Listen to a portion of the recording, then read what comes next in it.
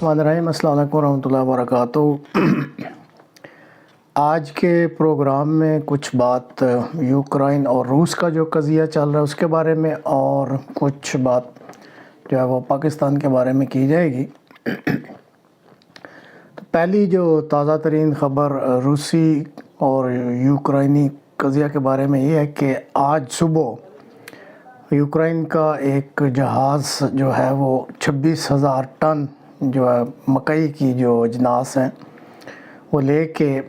Flagship है ये, मतलब यूक्रेन की पोर्ट ओडेसा से चला है, लेकिन इसमें जो झंडा लगा है या ये जो जहाज़ इस्तेमाल हो रहा है ये सरलियून का है। तो उधर से ये अजनास लेके चल पड़ा है और उम्मीद है कि कल ये शाम तक इस्तांबुल की पोर्ट पे पहुंच जाएगा। और ये बाकायदा यूएन और तुर्की के जो ज़ेर इंतज़ाम है हिफाजती निज़ाम ये जहाज़ चल रहा है ब्लैक सी से। और कल फिर वहाँ पे इसकी इंस्पेक्शन होगी और फिर इंशाल्लाह ये लबनान की बंदरगाह त्रिपोली की तरफ चला जाएगा और वहाँ से फिर इसका ये डिस्पोज़ल होगा। और उम्मीद की जाती है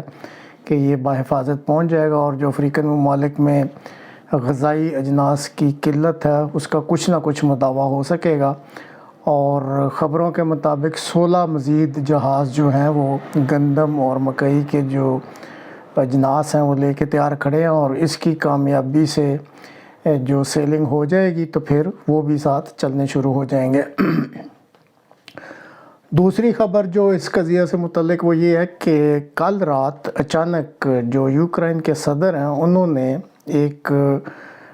कह लें हैरानकुन ही ऐलान किया है कि डोनबास जो रीजन जहाँ पे इस वक्त जंग जारी है और रूस की कोशिश है कि उस पर कब्ज़ा कर लिया जाए, तो उसका जो डोनेट्स्क रीजन है उसमें अभी जो एरिया था वो रूस के अंडर कंट्रोल नहीं आया था और अभी तक यूक्रेन के अंडर कंट्रोल था। तो वहाँ पे लाखों अभी अफराद रहते हैं, तो उनको ऑर्डर दिया गया कि वो फौरी तौर पे वहाँ से इनखला करके आ जाएं यूक्रेन के अंदरूनी इलाकों की तरफ। ये पहले कभी ऐसे नहीं हुआ।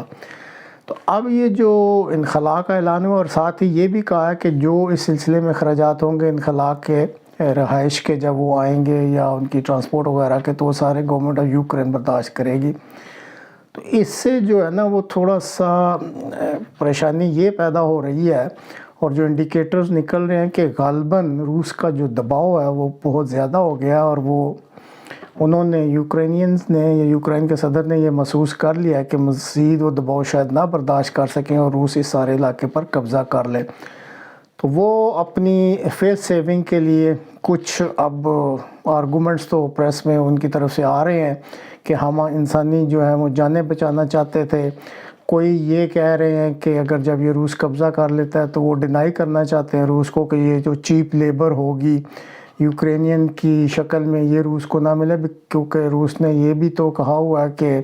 जब वो ये रिपब्लिक जो है डोनेट्स्क की आज़ाद करा लेगा तो इसकी रीबिल्डिंग करनी है, तो ज़ाहिर है उसमें फिर कुछ जो है अफरादी क़ुव्वत चाहिए होगी और ये यूक्रेनियन जो है उनकी मदद ना कर सकें। तीसरा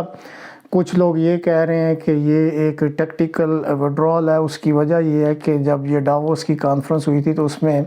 मगरबी अक़वाम ने यूक्रेनियंस को ये और उनके सदर को यकीन दहानी कराई थी कि जब ये जंग बंद हो जाएगी तो पूरी मगरबी यूरोप और दूसरी अक़वाम जो है वो यूक्रेन को रीबिल्डिंग में, मतलब नौ तामीर करने में, जो नई तामीर होगी इस मुल्क की उसमें मदद करेंगे। तो उस नुक्ता नज़र से यूक्रेनियन सदर के ज़हन में शायद ये ख़्याल है कि मैं जितनी पॉपुलेशन है अपनी वापस मुल्क में बचा के रख लूँ, इनखला करवा के, ताकि कल को जब इस मुल्क की तामीर नौ हो तो मुझे भी सस्ती लेबर मिल सके। बहरहाल ये चीज़ें चल रही हैं, लेकिन जो बैनुल-अक़वामी मीडिया में या जो क्रिटिकल नज़र रखते हैं वो थोड़ा सा इस बात पे हैरान है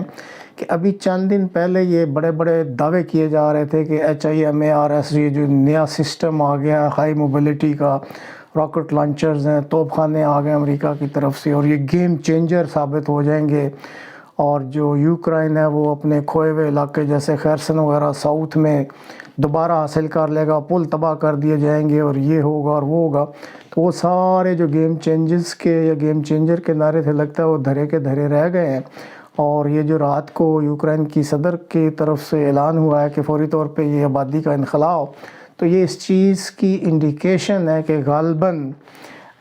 یہ اندرون خانہ شکست تک تسلیم کی جا چکی اور بہت ممکن ہے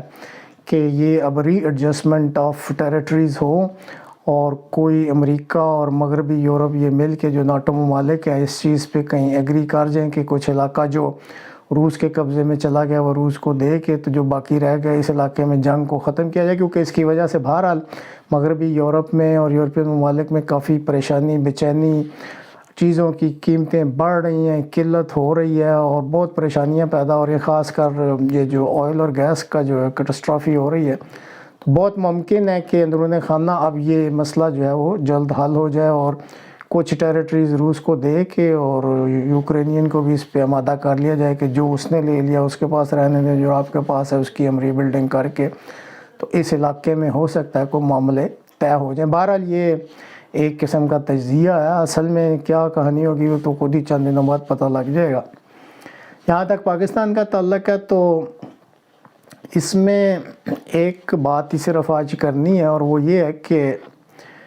بدقسمتی سے اس ملک میں یہ ایک وتیرہ چل رہا ہے کہ جب بھی کوئی لیڈر کچھ اس کو پذیرائی ملنی شروع ہوتی ہے تو پھر کسی حد تک جو بین الاقوامی طاقتیں اور جو اندرونی طاقتیں ہیں جن کو میں تو جونکیں کہتا ہوں اس ملک کو چمڑی ہوئی ہیں، ان کے ساتھ مل کے وہ کوئی ایسی حرکتیں شروع کر دیتے ہیں کہ پھر جو وہ جس لیڈر کو کوئی پذیرائی مل رہی ہوتی ہے تو وہ اس کی پھر ٹانگیں کھینچنی شروع کر دیتے ہیں اور اس کو کوشش کرتے ہیں کہ وہ دوبارہ نیچے چلا جائے۔ جیسے آج کل پاکستانی عوام میں عمران خان صاحب کو پذیرائی مل رہی ہے، درست مل رہی ہے یا غلط مل رہی ہے اس پہ اس وقت بحث نہیں ہے، لیکن بہرحال جو ریزلٹس بتا رہے ہیں یا جو باتیں ہوتی ہیں اس سے تو ایسا ہی لگتا ہے کہ ان کو پذیرائی مل رہی ہے عوام الناس میں۔ تو اس کے لیے اب جو مزید سازشیں ہو رہی ہیں اس میں مذہبی کارڈ بھی انہوں نے شامل کر دیا، اور پاکستان میں جو سب سے زیادہ افیکٹو کارڈ ابھی تک چلایا جاتا رہا وہ احمدیہ کارڈ ہے۔ تو ان کے ساتھ اس کارڈ کو چلانے کے لیے یہ چودھری برادران جو ہیں مشہور ہیں، پہلے بھی انہوں نے پرویز مشرف صاحب کو ڈسا تھا، اب ان کے ساتھ ملا کے انہوں نے تو یہ کارڈ بھی کھیلنا شروع کر دیا۔ پہلے ابھی جمعہ 8 دن ہوئے ہیں ان کو اسمبلی میں آئے ہوئے پنجاب کی، تو ایک حلف نامے کا بل لیا ہے، اس کا شور و غوغا جاری تھا، اور کل اب خوشاب میں ان کے جو نائب صدر ہیں الیاس صاحب پنجاب کے، انہوں نے ڈپٹی کمشنر صاحب کو ایک درخواست دے دی ہے کہ وہاں پہ ایک احمدیہ کمیونٹی کے طارق ورک صاحب ہیں، ان کے گھر میں یہ عبادت کیوں کرنے جاتے ہیں، اور باقاعدہ ریٹن بیان دے دیا ہے کہ جی یہ جتنے احمدیہ کمیونٹی کے ممبر ہیں ان کو یہاں خوشاب سے ضلع بدر کر دیا جائے۔ تو ایک طرف یہ اسپیکٹ چلا دیا کہ چودھریوں کو ساتھ ملا کے اور ان کی جو ہے وہ بیڈ ریپوٹیشن یا کوئی ایجیٹیشن کی طرف یا کوئی منفی جو ہیں پہلو وہ اجاگر کیے جائیں مذہبی کارڈ استعمال کر کے، کہ مذہبی رواداری کہنے کے باوجود عمران خان جو ہیں جو ان کے ساتھ لگے ہیں وہ نہیں دکھاتے۔ دوسری طرف جو ہے وہ جیسے بحران چل رہا ہے معاشی اور سیاسی، تو جو دوسری طاقتیں ہیں جس میں بار بار کہنا پڑتا ہے کہ ہمارے چیف باس جو ہے اس ملک کو جو چلا رہے ہیں وہ سب سے آگے ہیں، سرخیل بنے ہوئے ہیں اس وقت دستے کے، تو انہوں نے جیسے کہ پریس میں پہلے بھی بتا دیا گیا تھا کہ انہوں نے ایک نائب وزیر خارجہ جو ہے امریکہ کے اس سے بات کی ہے بیل آؤٹ کے لیے، اور پھر اب خبر نکلی ہے کہ سینٹرل کمانڈ کے جو کمانڈر ہیں ان سے بھی بات چیت کی ہے اور ان سے ریکویسٹ کی ہے کہ جی ہاں ہمیں بچایا جائے، ہم معاشی جو دیوالیہ ہو رہے ہیں۔ اور اب جو اندر سے خبریں نکل رہی ہیں وہ کچھ ایسی ہیں کہ یا تو یہ خفیہ طور پہ خود چلے جائیں گے دورہ کرنے، یا وہاں سے امریکنز کا کوئی ایسا وفد آئے گا یہاں پاکستان کا دورہ کرنے، اور پھر ان میں آپس میں کوئی بات چیت ہوگی، کوئی بارگینز ہوگی، کچھ لو کچھ دو کے معاملے طے ہوں گے، اور اس پہ بہت ممکن ہے ان کو کہ کچھ یہ پیسے مل جائیں۔ اور یہ جو اس وقت سخت قسم کا خطرہ درپیش ہے کہ فائنینشیل ڈیفالٹ نہ ہو جائے یا بالکل ہی جو ہے پیسے ختم ہو جائیں اور ان کے پاس تنخواہیں دینے کے نہ رہیں، تو کچھ سہولت ہو جائے گی۔ اور آخری چیز جو اس وقت یہ کر رہے ہیں وہ ہے فارن فنڈنگ کیس، جو آخری بار بار کہا جا رہا ہے یہ اوپن اینڈ شٹ کیس ہے، اور یہ ایک آخری بم شیل جو عمران خان کے خلاف تیار کر لیا گیا ہے اور اس کو ٹیبل پہ رکھ دیا گیا ہے کہ کب اس کو بم کو چلانا ہے، یا نہیں چلانا، اور اندرون خانہ بات چیت ان سے جاری ہے۔ دیکھیں اب کیا نتیجہ نکلتا ہے، لیکن اس وقت کے جو انڈیکیٹرز ہیں وہ سارے اسی طرف جا رہے ہیں کہ موجودہ صورتحال میں جو اس ملک کے مقتدر حلقے ہیں اور جس کے سربراہ اس وقت جنرل باجوہ صاحب ہیں، وہ کسی طریقے سے ایگری نہیں کر رہے کہ عمران خان صاحب کو کوئی صاف شفاف الیکشن کروا کے یا کسی اور طریقے سے اقتدار میں لایا جائے، کیونکہ انہوں نے وہ اپنے آپ کو عقل کل سمجھتے ہیں۔ وہ کہتے ہیں کہ یہ شخص جو ہے یہ اتنا میچور نہیں ہے سیاسی طور پہ، یا اس کے خیالات ایسے نہیں ہیں کہ یہ جو ریجن کی ضروریات ہیں، اس خطے کی جو ضروریات ہیں، اسٹریٹجک جو یہاں کی ڈیمانڈز ہیں، اس کو یہ سمجھتا ہو یا پورا کر سکتا ہو، اور یہ اس ملک کے لیے بہتر نہیں ہوگا۔ یہاں پہ کوئی کھلم کھلا لوز قسم کا ہی سسٹم چلنا چاہیے جیسے پہلے چل رہا تھا، اور جس میں جو ہے وہ آرمی کی سے رہے اور آرمی ہی جو ہے یہاں کے معاملات کو کنٹرول کرے۔ یہ ہے مین مسئلہ جو اس وقت جنرل باجوہ صاحب کے ذہن میں ہے۔ اب